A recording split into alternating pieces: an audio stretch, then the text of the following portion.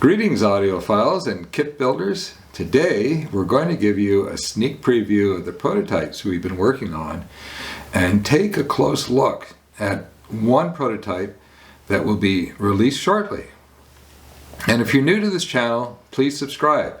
You won't miss a single video upload.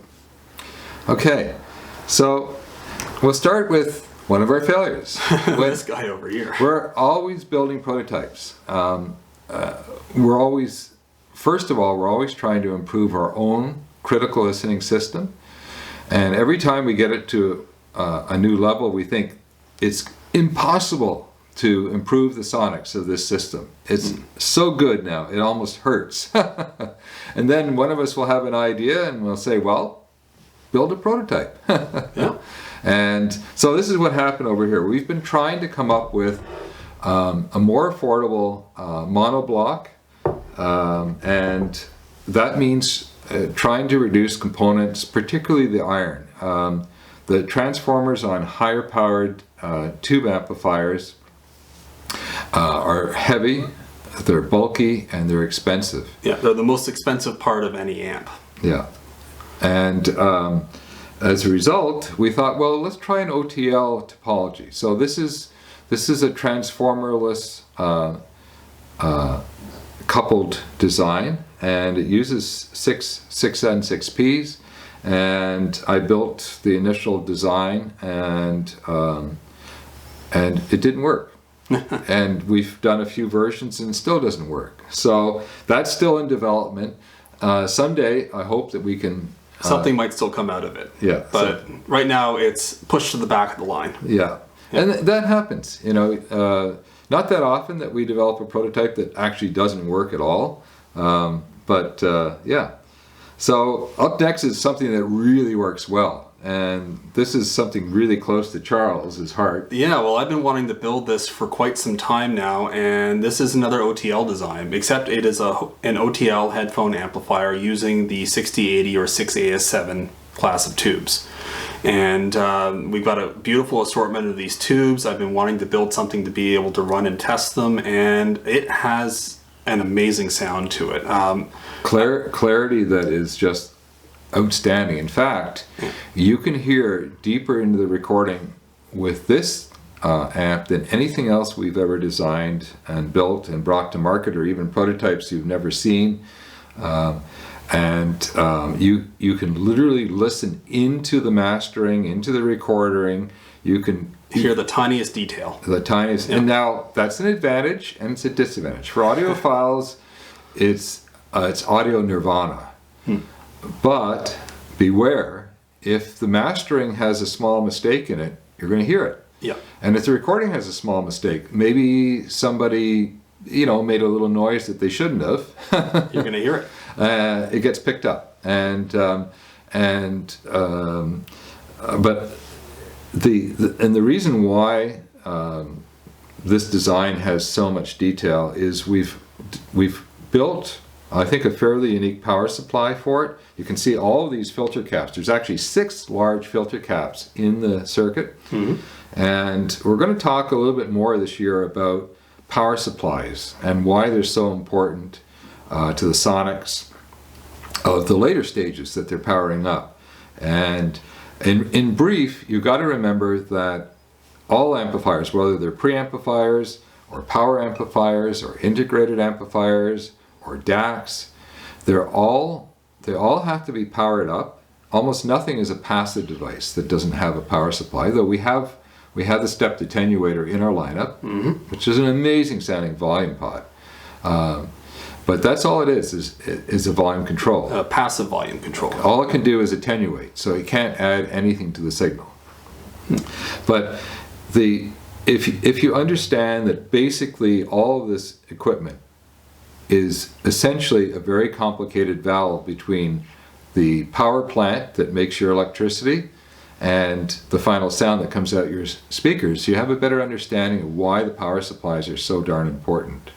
So we put a lot of time actually into the power supply portion of design. And it's very different from all of our other kits as well, and it's fantastic. And the low end performance on this is incredible. I was skeptical about OTL designs, even though I wanted to build this. It was really more out of It curiosity. was more than anything. wanted to. You were. Yeah, I kept saying, hey, we should build an OTL design at some point, and finally we did. And the low-end performance on this is so good because it doesn't have an output transformer that's limiting that response. So we can go way down into the low frequencies, probably past what most people can hear. Probably lower than most headphones. Now, Yeah. last year, when Charles developed his first headphone prototype, we invested thousands of dollars in high quality headphones. And in fact, for this one, we invested in a less expensive one so we could see what an average, it's sort of a mid-price quality headphone would, I think, what is the name of the headphone we bought? It's a Bear Dynamic, I believe. Yeah. So it gave us an 80 ohm impedance. Mm-hmm. So what is our impedance on this? It can do 80 ohms to 600 ohm headphones, which is not something that most OTL amps can do. This is in a class of its own. Its really sweet spot is somewhere around 120 ohms, but you get almost the full frequency response at 80 ohms, and you can even go a little tiny bit below that. Now, what happens with OTL amps when the impedance of the headphones goes lower is you tend to lose a little tiny bit of the very lowest frequencies. But in all honesty, a lot of those headphones in that impedance range don't have the low-end reproduction capabilities anyways. There are some, so don't jump in the comments and tell us that. You also tend to lose power as well, and so this is overpowered for what it needs to be, so it can work extremely well across the entire frequency range. So if you go to the very top end, 600 ohms, and if you go to the very bottom end, around 80, you're going to lose a bit of the max power, but it still is capable of driving the headphones probably 3 times over what they actually require. Yeah, so we're gonna cycle back and we'll do a full episode on this design. We have one big question, and that is, will we build it like this we're going to tweak it just a tiny little bit, because I think we can move these capacitors back a little bit, just little tiny things. But basically, should we build it in the classic chassis like this, which I think looks amazing, but Charles is pushing to put it in what we're calling the modern line. Well, I think it's perfect for it. It's going to be less expensive because of a lack of an output transformer, and I think it's going to look really nice on a chassis that's similar to this one. If it becomes a bestseller, we could possibly do both, because personally, I'm more in love with the classic line. But anyways, so drop in on the comments and let us know what you think. Now, we've saved the best to last. This is one of the prototypes this is the prototype right here. This is how it started off. Well, it started off in Charles and my brain. This is mostly Charles's design. And here, I'm going to flip it over and see if you can catch it. It's mostly point-to-point wired, yeah. Mostly point-to-point wired. And even though, Charles did a really neat job building it, it's nothing like the production version is. And look at the size difference. This is our standard classic chassis, and we have short plinths and tall plinths, but they all basically have this size. This is going to be, I think, the smallest standard modern line. We're going to have, I think, 3 sizes of this. They'll all be the same depth, but they're going to get a little wider, as because there's no way if we did a 6-tube monoblock, there's no way it would fit on this chassis. Or even something like this will probably have to go on something a little bit wider, just because there's a lot going on the top plate. Yeah, we think this will go on the next size up chassis. Yeah. So why don't we head over into the lab, and we'll open up the bottom so we can have a quick look at the guts of this preamp, and then from there we'll go into the listening room, and we'll actually listen to a couple of tracks. I think Charles is planning on putting it up, and you'll get an idea of the sonics. But in brief, the sound of this preamp is like nothing we've ever heard before, and that is down to really these 2 tubes. The 6N1P is a unique sounding tube. It's in the 6DJ8 sort of family, but not exactly. In fact, you can actually plug a 6DJ8 into this preamp and it'll work just fine. But the 6N1P has a very open, clean sound that has a bit of air, I think, around the performance that it really gives it gives the sonic sort of a sense of life or a live sound. It's a very lively sound coming off of it. And yeah, it's, you know, with live recordings, really well done live recordings, it's just amazing. Well, yeah, it's just absolutely stunning. But even just, you know, your average studio recording, it puts a little something to it. It really helps like digital tracks that maybe are a little bit harsh sound a bit more live and a bit more real. Yeah, in fact, this is, I had this last winter, I did some work developing our own DAC, and it's just so time consuming that I didn't actually get too much in the way of prototype construction done. And next winter when it slows up again, I'll probably do a little bit more development work. But the reason why we've been doing work on the digital side is because the analog side, records and tapes just sound so amazing on our system. We have high quality DACs and we just don't listen to the digital music at all anymore. Yeah. And I've been saying that there has to be a way to improve this. And this is one of those ways. And this takes, it will take a well-recorded analog track and it'll sound wonderful. But it takes the signal off of our DACs, and it really does something to it. And I honestly don't know what it's doing, but it takes a digital sound it's a slightly edgy, it's a little bit too clean sonically, and it adds something to it, or it cleans something up that I really don't like in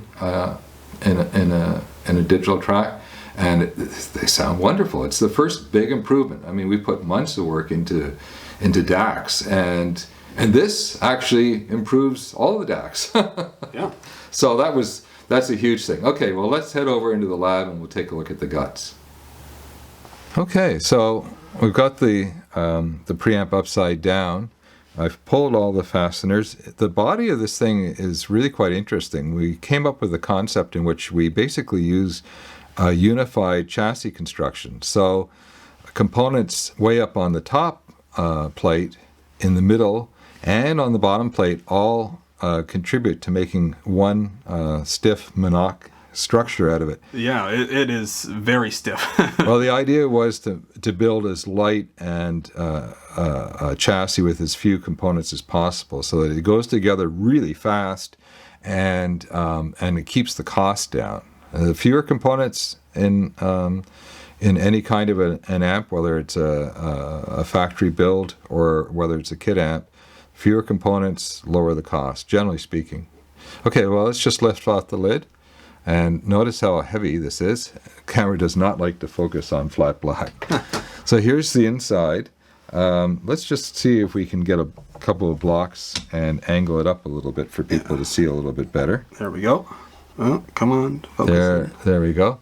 So, Charles, you've got the circuit board here. Yeah, so let's bring that in real quick. Here's the bare board. It's a single board preamp. Everything is built on this. You actually have it backwards, so yeah.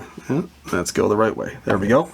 Yeah, so you can see where the choke sits right here. It's our first unified board. Why don't you flip it over? These are dual-sided boards, of course, and get it focused in. That's the socket side. So this actually faces upwards, and we put small components that can handle being sort of trapped in the layers, or have to come through. So you can actually see these micro switches that we use.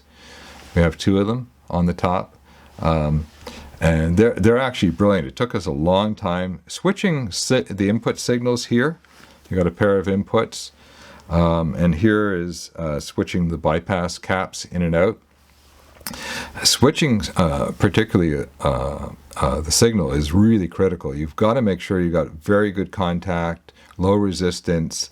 You need a long service duty for the cycles. So the switches are not cheap, but they've proven to be fantastic. Yeah, I mean, they're the smallest switch we've ever used, and they've been great so far. They got a nice little snap to them, and they work great. And you did an amazing job designing the board. So So let's get into the guts of this thing. And so back here we have the power supply. There's your IEC inlet over here. There's that honking big choke. And we have the, you can't see them, but the rectifiers, the diodes are on the other side of the board here. Some small filter caps, and some really large 390 microfarad filtering caps. Now, in a future episode, we're going to look at the specifications, and we're going to look at the circuit and talk a little bit about why a very simple short signal path preamp can sound so amazing. There's some tips and tricks that we'll go over. But if you take a look at the circuit, you'll think, there aren't that many components. And things are actually really close. So the sensitive circuit is up here where it's fairly quiet. And the power supply is all in the back where it's fairly noisy. And the noisiest stuff is back here. And the most sensitive stuff is right here. This is the gain stage right in here. And of course, there's your Blue Alps pot right here. And so I think I built I did the whole board. I think I mostly built the production prototype number 1 in a day. Yep, and that was with taking your time and trying to learn the whole process for it. And now, if you've only built a few kits or you're new to kit building, you're going to take a little longer than that because we are designing and building equipment all the time. So, and the neat thing about keeping things relatively simple, besides the fact that this preamp is going to sell for half what our classic line sells for, is that we will be able to provide build services for those of you who don't want to build your own kit. We can put it together for you for a very reasonable amount of money. The classic line they take a long time to build. They take a long time to manufacture the kits. Yeah, that top plate's very time consuming, even with the CNC doing most of the cutting. Yep. There's a lot of cleanup, there's a lot of work on the plinth, and this is just a lot easier to put together and for us to get out the door. Yeah. So, and I think when we come back into the music room, I think we're going to jump into listening to it, will we? Yeah. Let's go back in there and let's have a listen to some tracks. Okay. Excellent.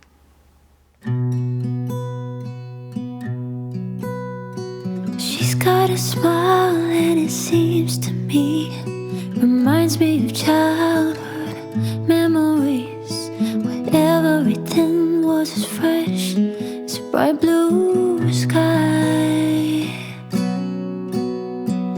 Now and then when I see her face, it takes me away to that special place. And if I stare too long, probably break down and cry. Whoa, sweet child of mine. Whoa, sweet love of mine.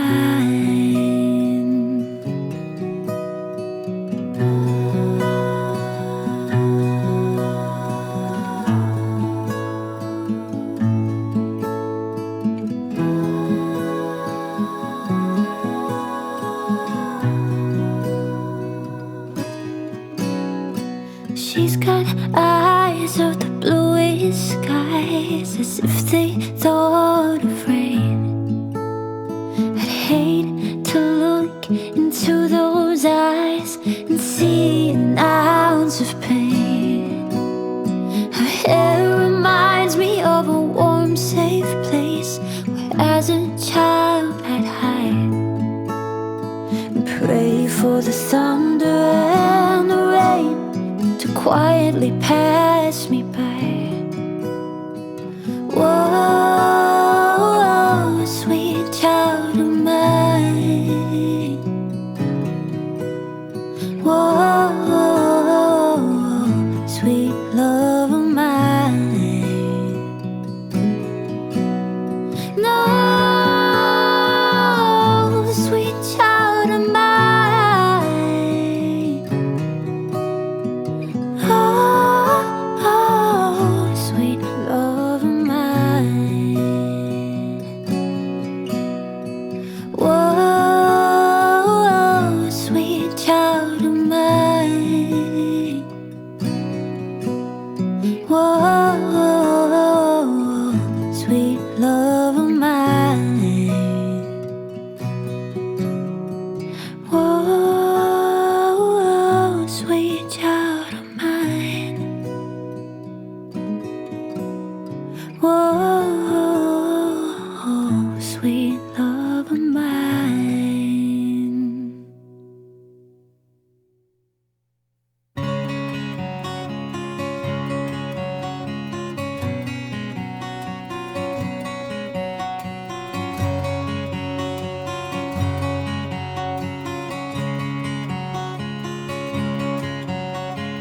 She's got a smile that it seems to me reminds me of childhood memories, where everything was as fresh as the bright blue sky.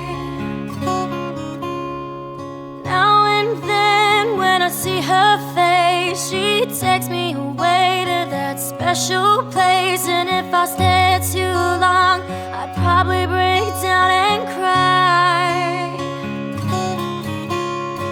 Whoa, whoa, whoa, sweet child of mine.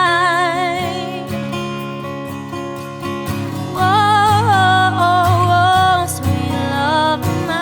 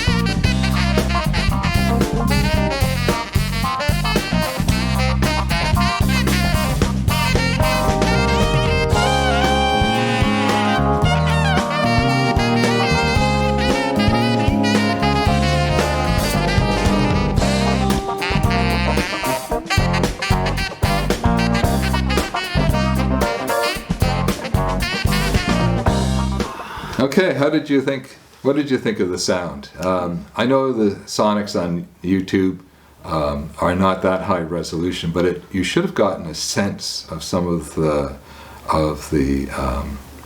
era I'm talking about. Trust me, on our main system, it's just absolutely stunning. And We would love it if we could demo it for all of you live in person. That would be amazing, but we're limited by YouTube here. Someday, I hope that we'll have a small factory with a small listening room and listening hours. And if you're in the area, you could just drop by and check out what we're working on. That's, I think, our dream. Yeah. And this is going to go definitely into, this will be the first kit that's going to come out in the fall under the Modern line. And we're going to do an episode sometime soon with, we'll go over the specifications, the sweeps, and look at the amazing frequency response of this preamp, which is just, we thought there was something wrong when we did it first.